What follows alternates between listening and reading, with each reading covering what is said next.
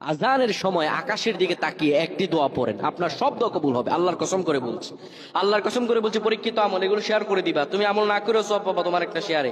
এটি যদি শুনে অন্য কেউ আমল করে তুমি আর সওয়াব পেয়ে যাবা। আজানের সময় যখন আজান হয় তখন আমরা কথাবার্তা বলি, এগুলো অনুচিত। আপনি আজানের সময় আকাশের দিকে তাকিয়ে একটি দোয়া পড়বেন। এই দোয়াটি আমরা অনেকেই পারি। এখন বলবেন হুজুর কমন পড়ে গেছে দোয়া। আমরা অনেকেই আল্লাহ তাআলার কাছে এটা ওটা চাই, কিন্তু সঠিকভাবে চাইতে জানি না। সঠিকভাবে কোনো ব্যক্তি যদি চায় আমার আল্লাহ তাকে দয়া করবেন। আল্লাহ বলেন, বান্দা উদউনি আস্তাজিব লাকুম, আমার কাছে চাও আমি আল্লাহ সব দিয়ে দিব। সুবহানাল্লাহ।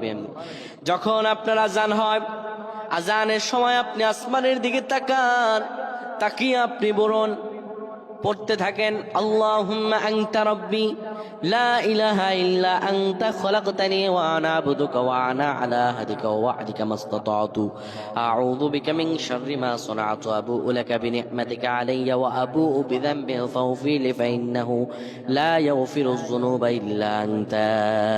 এই সাইয়্যিদুল ইস্তিগফার আপনি পড়েন, ইনশাআল্লাহ আল্লাহ সব দোয়া কবুল করে আপনাকে কবুল আর মঞ্জুর করে নেবেন। পড়েন আল্লাহু আকবার।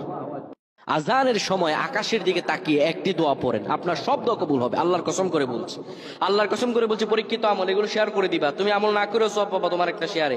এটি যদি শুনে অন্য কেউ আমল করে তুমি আর সওয়াব পেয়ে যাবে।